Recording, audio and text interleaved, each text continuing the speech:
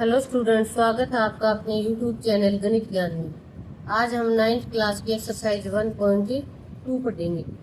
उस एक्सरसाइज को पढ़ने से पहले हम थोड़ा इंट्रोडक्शन देख लेते हैं। देखो, हमने चैप्टर में पढ़ा था रियल नंबर। रियल नंबर के दो पार्ट्स होते हैं, रैशनल नंबर और इरेशनल नंबर। लेकिन रियल नंबर का मतलब होता है वो सारे नंबर जो नंबर लाइन पर, रियल नंबर लाइन पर ही प्रेजेंट किए जा सकते हो। कोई भी नंबर आप लेते हो तो वो नंबर लाइन पे आप उसको दिखा सकते हो। वो सारे के सारे क्या होते हैं? रियल नंबर होते हैं। अब रैशनल नंबर और इरेशनल नंबर दोनों ही रियल नंबर के पार्ट हैं, तो दोनों ही नंबर लाइन पे तो होनी चाहिए। अब ये तो हमें पता है कि रैशनल नंबर लाइन पे हम आसानी से दिखा सकते हैं, integer, whole number, natural number ही। लेकिन इधर हमने इरेशनल नंबर में देखा था कि √2, √3, √4, √5, √6 ये नंबर भी क्या थे? इरेशनल नंबर थे। लेकिन इरेशनल नंबर है तो क्या हुआ है? तो ये रियल नंबर ही रियल नंबर का हिस्सा है। इसलिए हमें ये √2, √3, √4 ये भी नंबर लाइन पे प्रेजेंट डिफाइन करने आने चाहिए। हमें देखेंगे कि √2 नंबर लाइन पे कहाँ पे है और √3 नंबर लाइन पे कहाँ पे लोकेट है। तो इसके लिए हम पहले थोड़ा एक्सरसाइज करने से पहले थोड़ा इसको हम देख लेते हैं। तो क्वेश्चन अगर है locate √2 on the number line, अगर ऐसा आता है नंबर लाइन। अब जो ये रूट वाले क्वेश्चन होते हैं, इनको नंबर लाइन पे लोकेट करने के लिए हमें कुछ चीजें हैं जो 7th क्लास में पढ़ी थी, उनको दोबारा से यूज करना होगा। नंबर 1 हमने यूज करनी होगी पाइथागोरस थ्योरम। अब पाइथागोरस थ्योरम का नाम आते ही ये हो गया कि एक राइट एंगल ट्राइंगल भी होनी चाहिए। क्या होनी चाहिए? एक राइट एंगल ट्राइंगल भी होनी चाहिए, क्योंकि पाइथागोरस थ्योरम किस पे अप्लाई होती है? राइट एंगल ट्राइंगल पे। एक वहां पे था परपेंडिकुलर, एक राइट एंगल में होता है बेस और एक होता है हाइपोटेनस, और एक क्या होता है? हाइपोटेनस। अब देखो, इसमें इसका ये फॉर्मूला होता है कि हाइपोटेनस निकालने के लिए हमें पी स्क्वायर प्लस बी का स्क्वायर और इसका अंडर रूट, ये फॉर्मूला होता है। एच को जब हम निकालते हैं तो परपेंडिकुलर प्लस बेस का स्क्वायर करके और स्क्वायर रूट कर देते हैं उनका। ये तीनों चीजों की हमें यहाँ पे जरूरत होगी। √2 वाले जो भी नंबर होंगे, रूट वाले जो भी नंबर होंगे, उनको नंबर लाइन पे लोकेट करने के लिए हमें पाइथागोरस थ्योरम और राइट एंगल की और इस फॉर्मूले की जरूरत होगी। तो चलो देख लेते हैं। देखो, मैं यहाँ पे लोकेट करके दिखा देती हूँ आपको, उसके बाद एक्सरसाइज शुरू करते हैं। ये है एक नंबर लाइन जिसपे हम यहाँ 0, 1, 2, 3 ऐसे ले लेते हैं। ये हो गया 0, 1, 2, 3, 4। अब ये होता है हमें √2 नंबर लाइन पे लोकेट करना है, तो हम पहले 1 यूनिट इधर से लेकर इधर तक इसको मान लेंगे, एक यहाँ तक ले लेंगे, और इस 1 पर 1 यूनिट का ही एक परपेंडिकुलर लाइन खींच देंगे। 1 यूनिट की ही एक परपेंडिकुलर लाइन खींच देंगे। ये भी 1 सेंटीमीटर है और ये भी 1 है। इन दोनों को 1 यूनिट मान लेंगे। ये भी 1 यूनिट है और ये भी 1 यूनिट है। जितनी डिस्टेंस इसकी है उतनी डिस्टेंस इसकी ले लेंगे हम। देख लेते हैं, इसकी और इसकी डिस्टेंस में फर्क नहीं है, इतना ही इधर ले लेंगे। हाँ, यहाँ से आ जाएगा ये। अब देखो, जब हम इस लाइन को यहाँ से मैच करेंगे, इसको यहाँ से दोनों के वर्टेक्स को ऐसे मिला देंगे। जब हम इसको ऐसे मिलाएंगे तो हमारे पास ये देखो साफ साफ एक राइट एंगल ट्राइंगल नजर आ रही है, जिसमें आप इसको नाम देना चाहो तो ये हो जाएगा O A, देखो A B और C। यहाँ से यहाँ की डिस्टेंस 1 है, यहाँ से यहाँ की डिस्टेंस 1 है। मतलब एक राइट एंगल ट्राइंगल का हमारे पास बेस है और परपेंडिकुलर है, हमें ये हाइपोटेनस निकालना है। अगर हाइपोटेनस निकालेंगे तो उसके लिए हमें फॉर्मूला यूज करना पड़ेगा। तो इसको हम जब निकालना स्टार्ट करेंगे तो लिखेंगे यूजिंग पाइथागोरस प्रमेय, पाइथागोरस थ्योरम। जब आप पाइथागोरस थ्योरम को यूज करोगे तो ओ ए in triangle A B C में ए बी है 1 और बी सी भी है 1। अब हमें ए सी निकालना है। ए सी हमारे पास, ध्यान से देखो, हाइपोटेन्यूज है ट्राइंगल का। ए सी निकालेंगे तो यहाँ हो जाएगा ए बी का होल स्क्वायर, बेस का होल स्क्वायर होता है, प्लस परपेंडिकुलर का होल स्क्वायर होता है, और इन सब का स्क्वायर रूट हो जाता है। अब देखो A C is equal to, A B की जगह 1 का स्क्वायर रखेंगे, ए बी की जगह क्या करेंगे 1 का स्क्वायर रखेंगे, और बी सी की भी जगह 1 का स्क्वायर और इसका होल रूट कर देंगे यहाँ से। अब ये देखो ये हो गया √2। यहाँ तक सबको समझ में आएगा। ये वाला हाइपोटेन्यूज हम निकाल लें, इस ट्राइंगल में ए सी हमें निकालना है इस फॉर्मूले का यूज करके। पाइथागोरस थ्योरम में अगर एक राइट एंगल ट्राइंगल है, दो साइड का अगर हमें पता है तो तीसरी साइड हम निकाल सकते हैं। जो ये होती है लाइन, इसको बोलते हैं परपेंडिकुलर, और जिस पे एंगल राइट एंगल एक ट्राइंगल एंगल होता है उसको बोलते हैं बेस, और तीसरी साइड को बोलते हैं हाइपोटेन्यूज। यहाँ पे हमें 1 और 1 बेस का और परपेंडिकुलर दोनों का पता चल गया, हम निकाल रहे हैं हाइपोटेन्यूज। यहाँ तक देखो, ये इसको यूज करने के बाद में यहाँ तक सबको समझ में आ गया। ए सी हमारे पास √2 आ गया। क्या आ गया? ए सी √2। अब इस ए सी को हम यहाँ लिख सकते हैं √2। ये देखो ए सी की डिस्टेंस हमने निकाल ली। ए सी हमारे पास क्या है? √2 है। अब √2 कंपास को लेकर ये खोल लिया, इतना देखो, जितनी ये √2 की डिस्टेंस है उतना हम इसको लेकर खोल देंगे।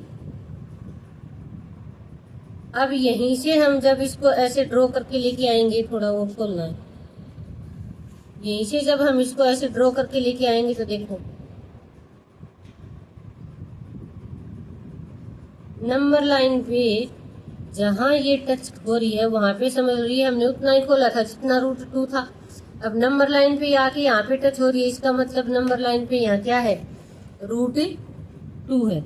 यहाँ पे नंबर लाइन पे क्या आ जाएगा? √2। इस तरह से हमने नंबर लाइन पे इरेशनल नंबर था √2, लेकिन वो रियल नंबर का हिस्सा था और नंबर लाइन पे दिखाना था, तो हमने दिखा दिया कि √2 नंबर लाइन पे यहाँ से होगा। अब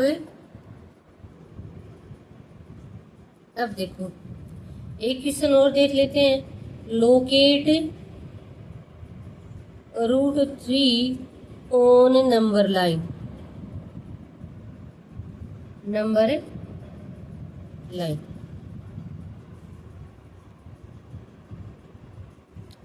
तो यहां से जब हम निकालना स्टार्ट करेंगे √3 को, तो एक नंबर लाइन लेते हैं। रूट वाला जो नंबर होता है वो राइट एंगल का हम हाइपोटेन्यूज मान के चलेंगे। एक नंबर लाइन लेते हैं। अगर हम इसकी एक नंबर लाइन लेंगे तो देखो, थोड़ा नीचे ले लेते हैं, ये हो जाएगी नंबर लाइन। अब इसके ऊपर हमें √3 को लोकेट करना है। √3 को लोकेट करेंगे तो ये हमारे पास 0 है, ये 1 है, ये 2 है, और ये 3, ये 4। तो देखो √2 को हमने लोकेट कर लिया था, एक बार फिर उसको देख लेते हैं। √2 को हमने लोकेट किया था कि 1 से थोड़ा आगे इधर आया था, 1.444। यहाँ से हम देख लेते हैं।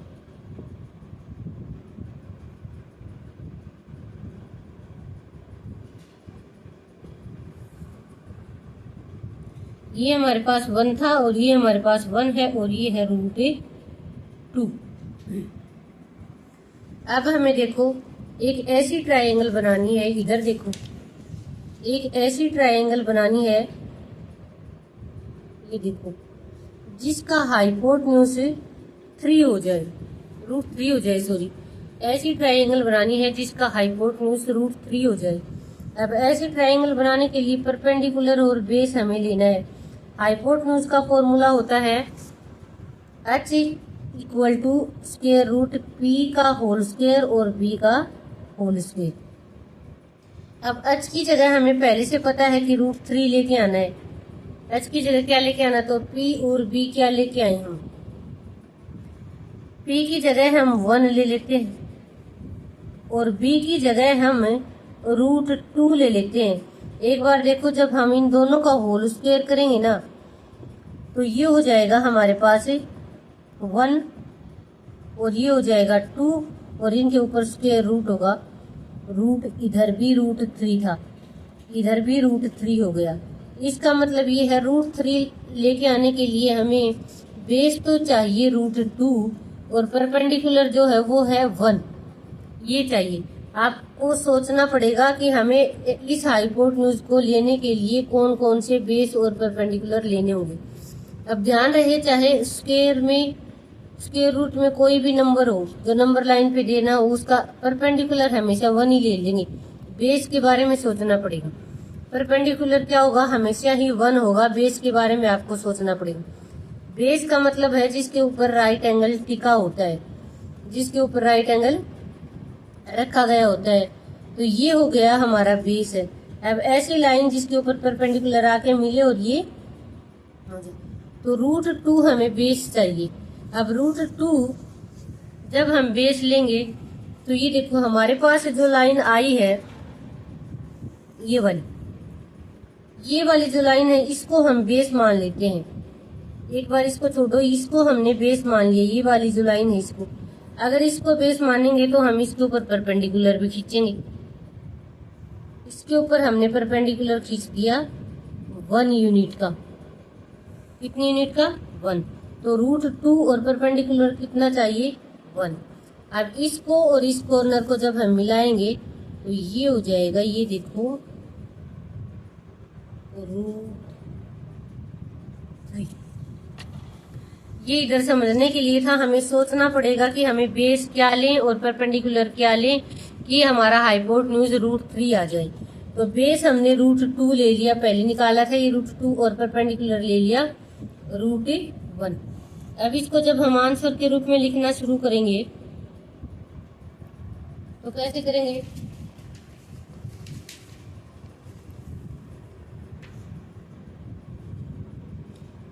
Using Pythagoras theorem, using Pythagoras theorem. Pythagoras, ये देखो इनको नाम ले लेते हैं A, B और C, इनको दे देते हैं एक बार नाम। इन ट्राइंगल A, B और C, ए बी में ए बी हमारे पास बेस का काम कर रहा है, ये एक राइट एंगल है। ए बी हमारे पास क्या है, √2 है, और बी सी हमारे पास क्या है, 1 है, और हमें ए सी निकालना था। ए सी जब निकालेंगे तो √2 का स्क्वायर प्लस √1 का स्क्वायर और इसका होल स्क्वायर। ये बार बार में सोचने की जरूरत नहीं, ये कहाँ से लिख दिया, ये पाइथागोरस थ्योरम में फॉर्मूला होता है ये हाइपोटेन्यूज निकालने का और इनका। तो इनको जब हम सोल्व करेंगे तो देखो रूट के अंदर, रूट के ऊपर स्क्वायर है तो 2 आ जाएगा और 1 आ जाएगा, √3। ऐसे हमारे पास क्या आ गया, √3। हमारे पास जब राइट एंगल में 2 साइड आ जाती हैं तो तीसरा हम निकाल लेते हैं। 2 साइड हमारे पास ये थी तो तीसरी हमने निकाली। अब √3 वाली लाइन आ गई हमारे पास, कितनी लंबी लाइन है, वो √3 की है। इसको हम प्रेजेंट करने के लिए जितना यहाँ पे रख के और जितनी ये √3 हमने लाइन निकाली है इतना ही खोल लेंगे और फिर इस कंपास को हम घुमाएंगे वहीं रखे जहाँ पे ये आके मैच करेगा ना, वहां समझ लो क्या है, √3 है। और √2 और मैच कर लेते हैं एक बार।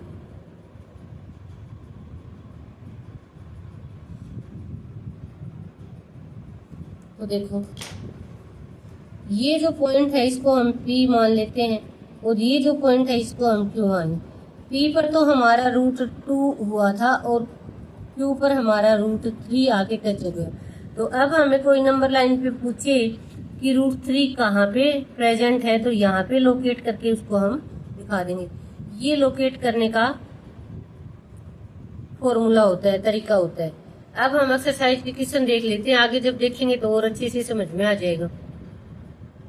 अब हम एक बार एक्सरसाइज देख लेते हैं। एक्सरसाइज का पहला क्वेश्चन है, state whether the following statement are true और false, justify your answer. True और फॉल्स बताना है हमें। कोई बात ट्रू है तो वो क्यों है, फॉल्स है तो वो क्यों है। तो पहला ये कह रहा है कि every irrational number is a real number. हर एक इरेशनल नंबर क्या होगा, एक रियल नंबर होगा। हमने अभी देखा था कि रियल नंबर जो होता है उसके अंदर दोनों होते हैं, रैशनल नंबर और इरेशनल नंबर, रैशनल नंबर और इरेशनल नंबर, इरेशनल नंबर। तो हम ऐसे समझेंगे इरेशनल नंबर का बॉक्स है वो पूरा का पूरा उठाकर रियल नंबर में रखा जा रहा है, तो रियल नंबर में हम रख सकते हैं। ये पूरा का पूरा बॉक्स इसमें शामिल हो जाएगा। तो ये बात क्या हो जाएगी, ट्रू हो जाएगी। और कैसे लिखेंगे इसको हम, जस्टिफाइड कैसे करेंगे। जस्टिफाइड करने के लिए हम लिखेंगे ट्रू लिख के और आगे लिखेंगे ए real number is A, the real number is A collection of rational and irrational number। Real number के अंदर दोनों आ जाते हैं, इरेशनल नंबर और रैशनल नंबर। तो पहला क्वेश्चन हमारा क्या हो जाएगा, ट्रू हो जाएगा। और दूसरा क्वेश्चन देखो, दूसरा part, every point on the number line is of the form √m where m is a natural number. ये कहता है कि सेकंड का आंसर देखो, नंबर लाइन के ऊपर सारे के सारे जो पॉइंट होते हैं वो √m की फॉर्म में लिखे जा सकते हैं। किसकी फॉर्म में लिखे जा सकते हैं, √m की फॉर्म में लिखे जा सकते हैं। तो देखो नंबर लाइन पे तो नेगेटिव भी नंबर होते हैं, 1, -2, -3। इधर वाला जब हम लिखेंगे तो शायद हो सकता है कि लिखे जा सकते हैं। जैसे हमने लिख दिया √1 भी कहीं ना कहीं प्रेजेंट है, √2 भी कहीं ना कहीं प्रेजेंट है, √3 भी कहीं ना कहीं प्रेजेंट है। लेकिन जो नंबर लाइन के नेगेटिव नंबर है ना, उनको हम इस रूप में नहीं लिख सकते हैं, इसलिए इसको हम लिख देंगे फॉल्स। और इसका रीजन क्या, स्क्वायर रूट निकालते हैं। जैसे हमने 4 लिया, 4 को जब हम निकाल के लाएंगे वर्गमूल से बाहर 2 निकलेगा, मतलब पॉजिटिव ही निकल रहा है। 9 निकलेगा तो 9 लेंगे तो 3, मतलब ये स्क्वायर रूट जब हटेगा किसी भी नंबर का तो जो रिजल्ट आएगा वो पॉजिटिव ही आएगा, नेगेटिव नहीं आएगा। तो किसी भी नेचुरल नंबर का स्क्वायर रूट नेगेटिव नहीं हो सकता है। तो क्या है, square root of natural number, square root of natural number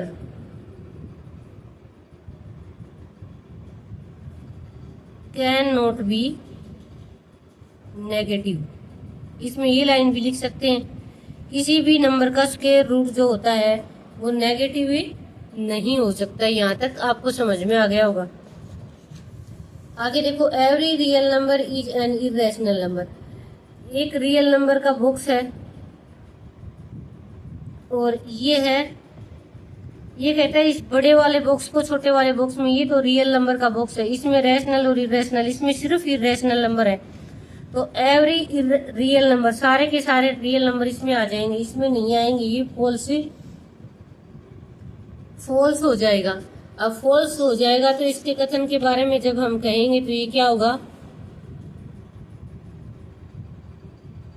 कि रैशनल नंबर आर, वैसे ही लिख दें कोई एक example, 2 is real number. 2 real number तो है but not a rational number, लेकिन रैशनल नंबर इरेशनल नंबर। ये थर्ड का क्वेश्चन था। बस इतना ही लिख देंगे हम कि कोई भी नंबर ले लो, 2 क्या है, रियल नंबर है बट नॉट इरेशनल नंबर, लेकिन इरेशनल नंबर नहीं है। अब देखो अगला क्वेश्चन है हमारा क्वेश्चन सेकंड देखो, are the square root of all positive integer irrational. क्या सारे के सारे स्क्वायर रूट पॉजिटिव इंटीजर्स के इरेशनल होते हैं? क्वेश्चन को समझने के लिए देखो क्वेश्चन नंबर 2 यहाँ से देखो।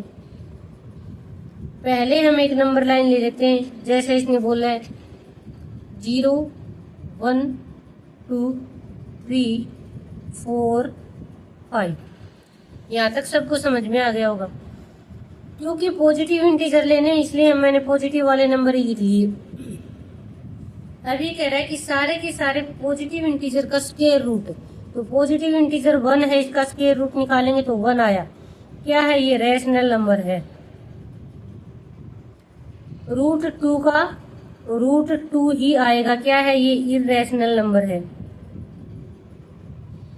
रूट 3 का क्या आया? रूट 3 आया, ये भी क्या आया? इरेशनल नंबर है। रूट 4 का जब रूट निकालेंगे तो 2 आएगा, ये क्या है? रैशनल नंबर है। अब यही स्टेटमेंट गलत हो गई। ये कह रहा है कि क्या सारे के सारे पॉजिटिव इंटीजर का स्क्वायर रूट करेंगे तो जो आंसर आएगा वो इरेशनल आएगा?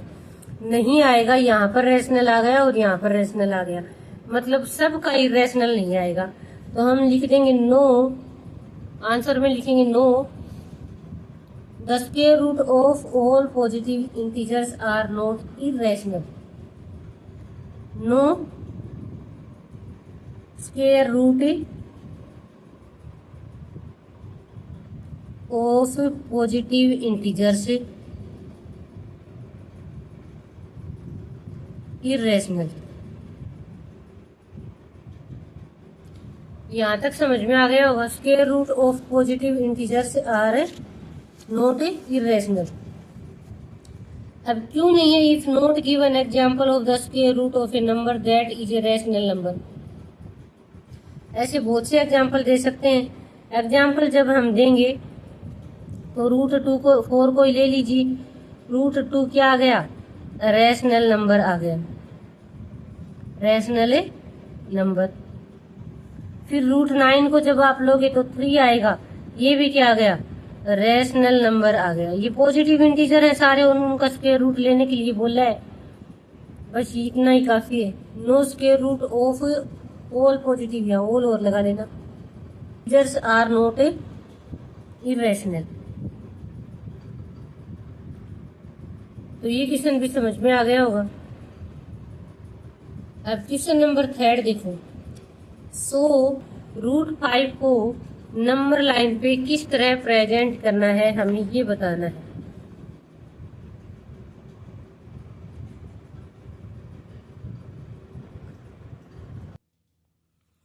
रूट 5 को नंबर लाइन पे जब हम रिप्रेजेंट करेंगे तो हम लाइन ले लेते हैं। एक लाइन लेंगे तो एक लाइन ड्रॉ कर लेते हैं। क्वेश्चन नंबर 3 करेंगे। यहाँ से ये हो गया हमारे पास एक नंबर लाइन। ओके, यहाँ पे हमने ले लिया 0 1 2 3 4। रूट 5 को करना है हमें। अब रूट 5 को करने से पहले समझने के लिए एक बार देखो, इधर एक राइट एंगल ट्राइंगल की जरूरत होगी। ये ले लिया हमने राइट एंगल, ये हो गया। अब रूट 5 हमने पहले से ही हाइपोटेन्यूज लेना है। यहाँ देखो ये परपेंडिकुलर हो जाएगा और ये बेस हो जाएगा। अब रूट 5 लेके आने के लिए परपेंडिकुलर और बेस हमारे पास क्या होनी चाहिए? तो परपेंडिकुलर रूट का कोई भी नंबर हो हमेशा ही 1 लेना है आपको। अब बेस की बात जब हम करें तो √5 आ जाए, इसके लिए हमें क्या करें कि 2 का स्क्वायर कर लेंगे। देखो ऐसे करेंगे, जब हम फॉर्मूला लगाएंगे p² + b² परपेंडिकुलर, तो p की जगह तो 1 का स्क्वायर कर देंगे और b की जगह 2 का स्क्वायर कर देंगे और फिर इनका स्क्वायर रूट करेंगे। तो अंदर जब स्क्वायर रूट करेंगे तो 1 और +4, ये आ जाएगा √5। इसका मतलब बेस हमें क्या लेना पड़ेगा, 2 लेना पड़ेगा। तो हम देखते हैं, देखो √5 को बताने के लिए ये यहाँ से लेकर यहाँ तक हमने ले लिया 2 बेस। अब 1 यूनिट का हमें परपेंडिकुलर लेना है। 1 यूनिट का क्या लेना है, परपेंडिकुलर। मान लिया ये 1 यूनिट का है, इसको इसके साथ हम मैच कर देंगे। इसको जब इसके साथ मैच करेंगे तो ये हो जाएगा ये वाला, और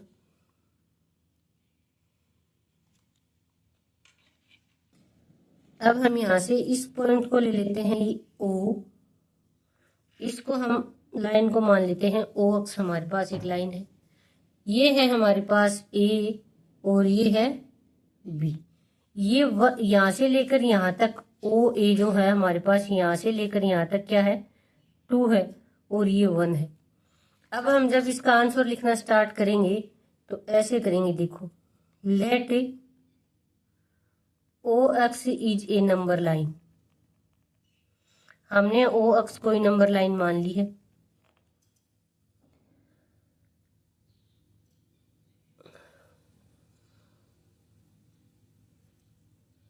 OA is equal to 2 and OA is equal to 2 and AB perpendicular है OA पर। AB हमारे पास हो जाएगा 1। AB हमारे पास क्या हो जाएगा, 1। पाइथागोरस थ्योरम ऐसे लिख देंगे, using Pythagoras theorem, using Pythagoras theorem. Pythagoras theorem के हिसाब से OA हमारे पास क्या है, बेस। OA किसका, OB निकालना है हमें। इन ट्राइंगल, एक बार देखो, इन ट्राइंगल OAB है ना।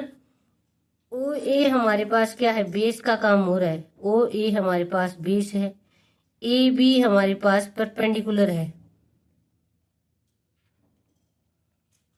परपेंडिकुलर, और OB हमारे पास हाइपोटेन्यूज है।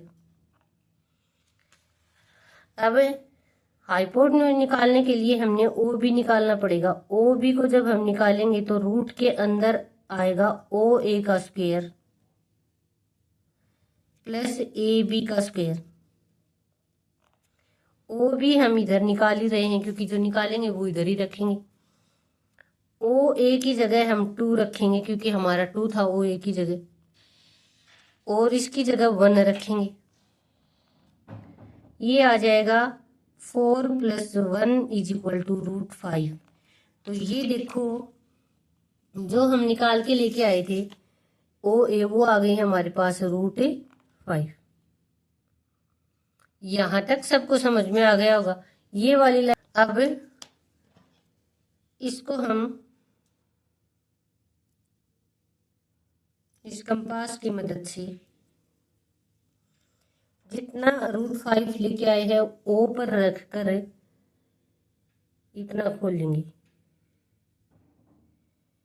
और इस नंबर लाइन पे से हम ड्रॉ करना स्टार्ट करेंगे। इधर चलना स्टार्ट करेंगे, ध्यान से देखना इधर।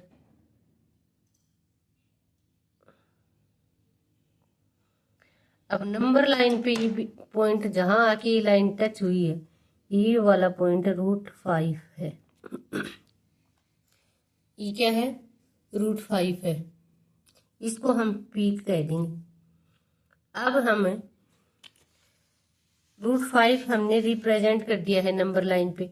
अब देखते हैं, अब हम यहाँ पे लास्ट में लिख देंगे √5 lie on point P on a number line, on a number line, number line. अब देखो क्वेश्चन नंबर 4 जो क्लास एक्टिविटी है स्क्वायर रूट स्पाइरल, क्या है?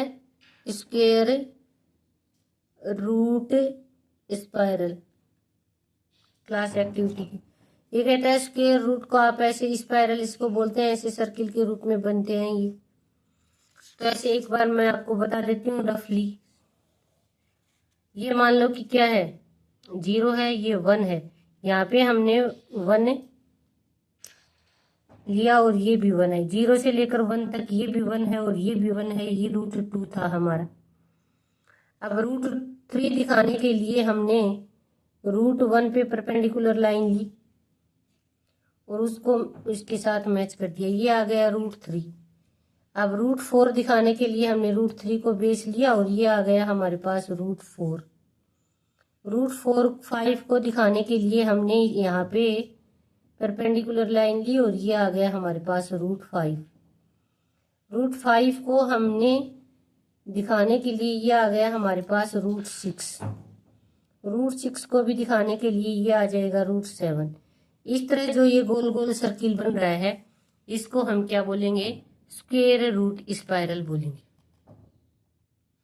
आप हर बार ऐसा कर सकते हो, जब √5 दिखाओ तो बेस क्या हो जाएगा? √4 हो जाएगा और 1 परपेंडिकुलर हो जाएगा।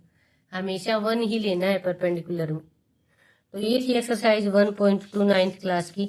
आई होप सबको समझ में आया होगा और अगली एक्सरसाइज करेंगे अगली वीडियो में। तब तक के लिए धन्यवाद।